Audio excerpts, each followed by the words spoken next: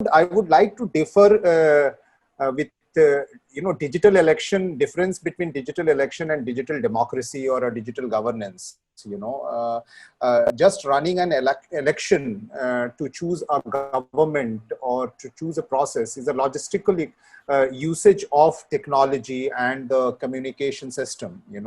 It has nothing to do with digital governance or something like that. Governance is about, once you have a responsibility, then how do you govern people, and how do you use digital as a medium, digital as a technology to govern them in delivering their services or allowing people to give their opinion, or so on and so forth. But since you gave example of those platforms which has got actually more voices than any government to use their platform, like Facebook, like Google, like Instagram, or for that matter Twitter or something like that, it is imperative that we must understand that the platform that were created through technology to reach the masses, to allow the masses to participate, is just to allow, by the way, is now reached to such a huge population, reached to such a huge number. And because of various activity, it has also learned through the technology that their voices can be narrated, their voices can be manipulated, their voices can be doctored, their voices can be generated. And by the way, this is not very different than physical life, by the way. In physical life, when the political party wants to do a dharna, and when they mobilize people, they come with a total control of what slogan you have to shout, what location you have to get, mobilize, what kind of, words that you have to use to shout, and so on and so forth. It happens there also. In physical world also, we excite people to become angry. We excite people to say something that they don't know how you have done it. You do it as a psychotherapy, or you do it as a psychoanalysis, or whatever. We know as a politician my area, and I know how to mobilize people. Either I use the alcohol to be distributed to mobilize them, or sometimes I use my voice to be mobilize them, or some kind of emotional voices to mobilize them. Just that this entire usage of technology, because the algorithm allows you to capture all their data and habits over a period of time, it becomes much more easier for them to do at a mass scale, certainly. And therefore it is actually reached to a level where it is threatening government. So this private sector, who have more control over the voice of the people, when it becomes back-to-back partner with the government, and that is where this entire democracy becomes issue of exercise, because it's something like, two powerful people get together, and then they use each other's strength to control the masses. Because of this technology, we have reached to this situation much faster.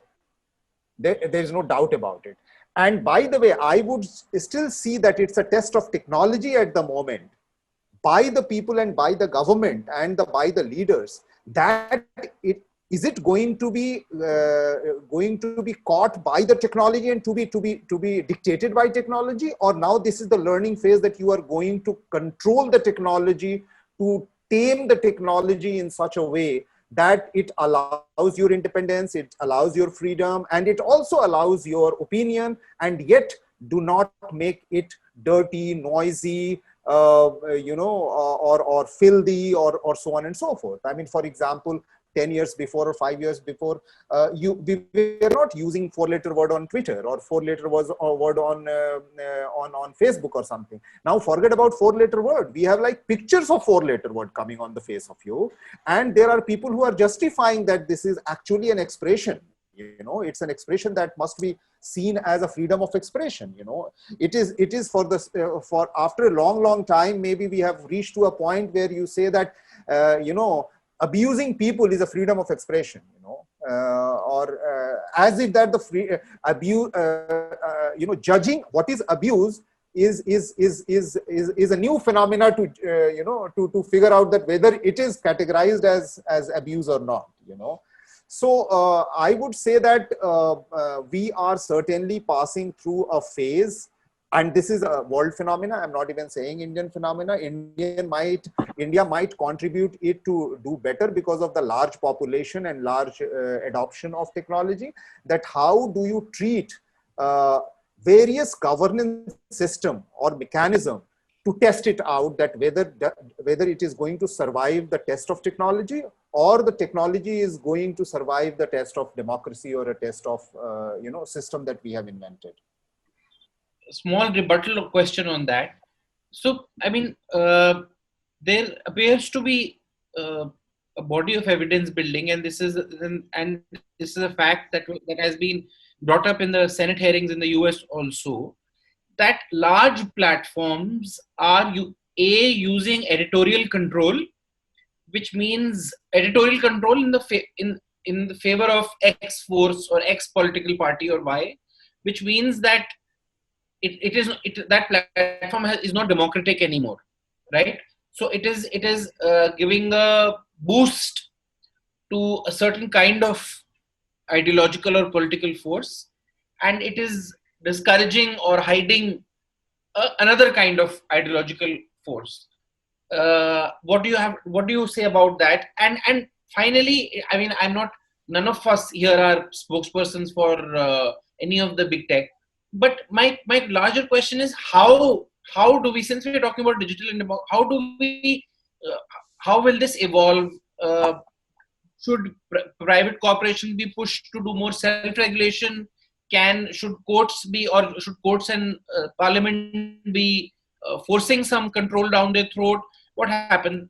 So editorial control is one thing, Osama. The second is that their model, whether it's Twitter or Facebook or any other place, there is a body of evidence that their survival, their share value, their amplification depends on anger, depends on provocative views. So if there is a post which is extremely angry, or perhaps directs hate, it will get amplified more.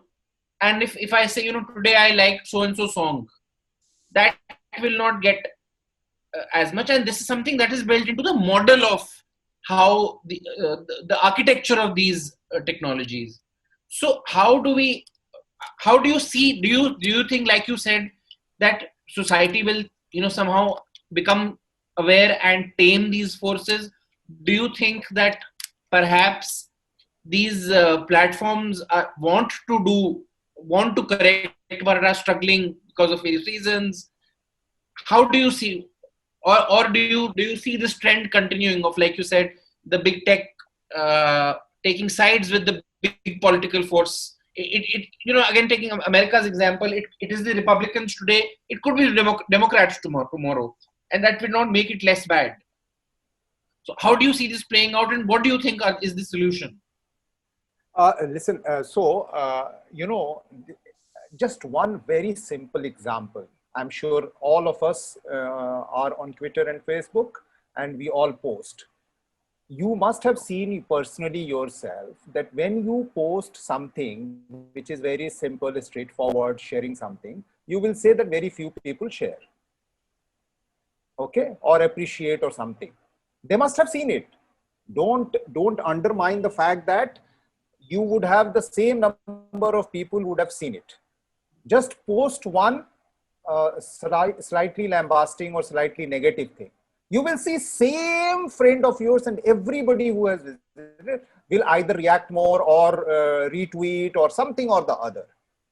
This technology has not asked you to do this. Even in your drawing room, if you say positive things, 10 log baithe honge, but there are about 10 people sitting, they say, oh, great work, great work, great work, and all that, and there will be less discussion on that. But as soon as you criticize somebody or you make something, everybody will participate. No, you are wrong. Oh my God, this is really not required. And this is that guy is so bad. I mean, does it again and again. And so you have an opinion about bad thing or negative thing as a human. It is already there. Now, somehow your drawing room is not affecting the whole mohalla or the whole colony, or let's say the whole whole apartment, you know. But on Twitter, it affects because it multiplies, it goes to more people. And who doesn't like gossip? You know, and who doesn't like figuring out, you know, have you seen that if somebody is distributing prasad on the road, there will be less people waiting there than an accident?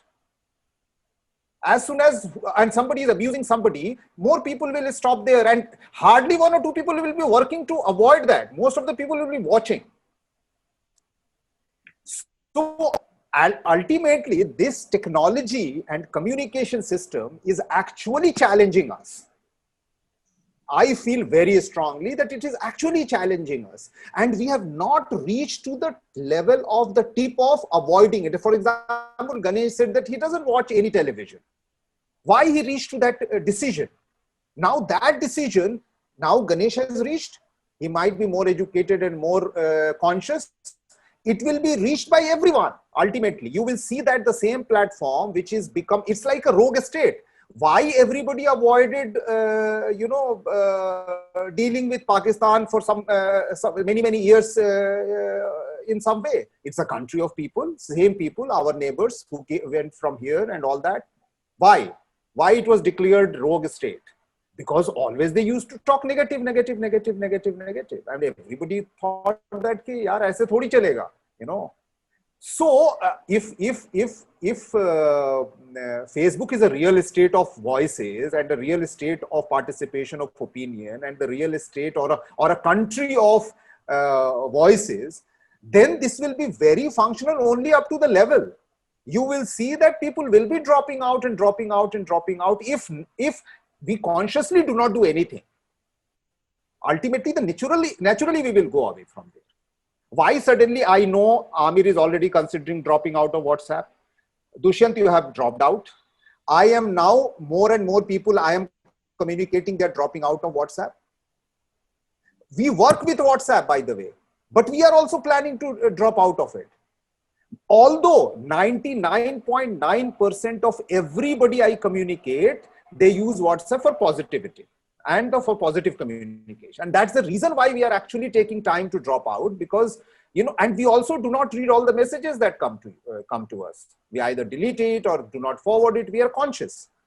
But if it is becoming it's like going to a chalk. If a chalk is crowded by the hooligans who are abusing all the time, you will not go to have your cup of tea in the evening to that chalk. You will go to some other place. You might have gone in at some point of time when that was in a small numbers. You know, there are hooligans also, there are good people also. There is something like going to the park in the morning for a walk. If everybody is sitting and gossiping, you will avoid going there, even though it is the best park from the nature's perspective. So I would say that humanization of technology may be required, but what is the process of humanization of that technology is something that we need to understand. For example, Facebook, when it came, it told a tech company. Google said tech company. I don't think they are tech company. They are not at all tech company. They are either media company or a social outfit or a club, you know, or something like that. It is not a tech company. They cannot hide saying that we are a tech company and avoid media scrutinization or people's scrutinization. And, you know, being a tech company, you collect all the data and you avoid scrutinization of what are you using it for. You obviously started your outfit by connecting people. You started your outfit giving results of the search. But like Ganesh said, then you started the map to give direction to the people to reach destination. But now if you are using it as a surveillance to track you, where to murder you on the way, and where to block your road and whether, then obviously people are not going to use it gradually. And we should not take this for granted that we have no choice. Humans will choose, have their choices, like the way many people choose their country also. If you continue to be Syria, obviously I would like to be refugee rather than be in Syria. If you continue to be a place where you are going to be lynched and all that, and if you don't give a solution, then obviously you will find some other place. And virtually also, I feel that now the technology has reached to a level where it is giving challenge to the the governing system, which is democracy, and it is also challenging the society, which is actually being targeted to violate their social norms. It is actually violating our social norms, because suddenly I don't like Ganesh, or Ganesh doesn't like, I have not changed, he has not changed yet. So then I will certainly not stop. I mean, ultimately I'll stop. Why I'm losing all my friends, just because of WhatsApp, just because of something else. There is something wrong in this system. So I don't know if I answer to you, but what I'm trying to say is that we have to correct, and we have to see ourselves. We cannot blame on technology. We can appreciate technology for all good, but I think, but all the incorrect things that it is doing, it is because of us. It is not because of themselves. Dushyant, if you allow me, the point, I'm just taking a cue from what Osama said. You see, the tragedy is, and I call it a tragedy, Osama, when we start looking at ourselves and blaming ourselves, that it is we who are at fault, we have to look for what we have done wrong. What is a state for? Why do we have regulators? It is, the caprices of individuals have been there forever, and they are allowed to have them. You have a certain whim, it is your whim. But that whim, when it starts disturbing Dushyant, it is an institutional apparatus of the state that comes and stops us.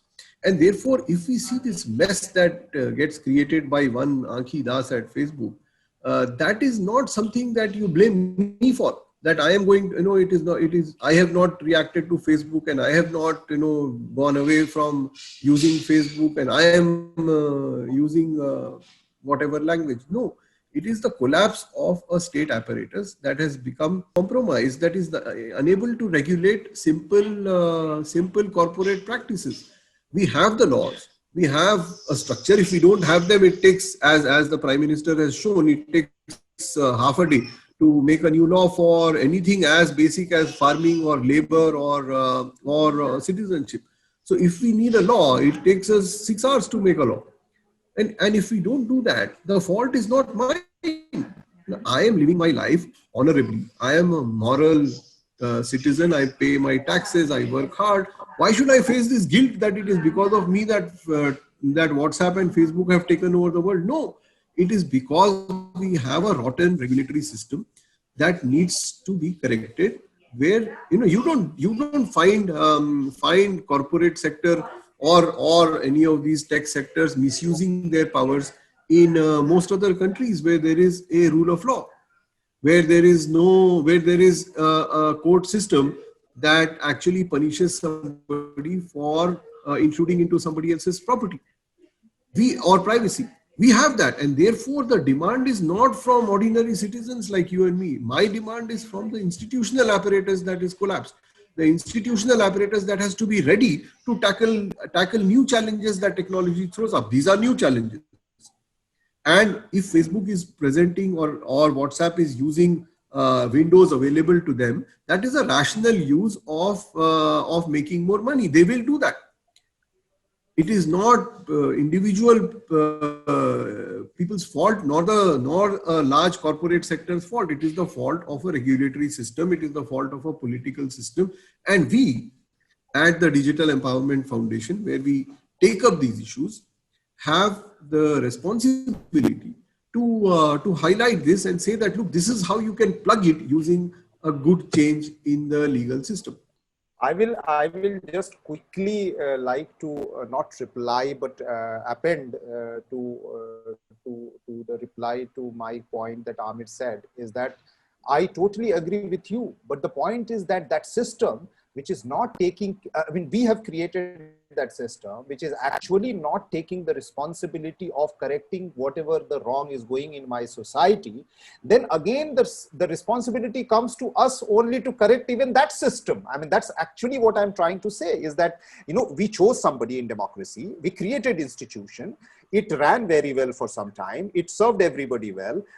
But now, because of some reason, if that is not happening and that is being coerced, or that is being, wrongly utilized, or that is being impounded, or that is being compromised, then for some time we may watch that happen, But if we are not correcting that as a citizen, then we are either going to just become what actually we deserved, I would say. That means you are also not correcting. Correction also means governance system, democratic system, institutional system, and technological system also. Technological systems are the building blocks or the kind of infrastructural or kind of a pillar of the system that govern us. And if I choose unfortunately, I cannot choose my father, but I can choose not to stay with my father or with my parents, because of abuse or because of my, not being taken care of properly, So I would say that, of course, there are many things that I cannot choose of, but I can choose to correct or to choose not to belong or choose to go away or something. And that is what I am actually trying to tell, is that how technology has grown over a period of time to become a matter of convenience, to become a matter of exploitation by the same people who were enjoying it, and now being used by the system that we created in a manner that we had not asked them to use, but they are using it for those things. And therefore, perhaps now it is almost like 5 years, for the last 5, if not 10 years, properly we can say blame that technology and the technological system, digital technological system, is being utilized by the authorities and the power in a manner that the humans are not liking it or the citizens are not liking it. The choice is ours, whether we want to remain and continue to be a consumer or a citizen. I think I am enjoying technology as a consumer, but if it is hurting me as a citizen, I need to behave like a citizen. I have to then react.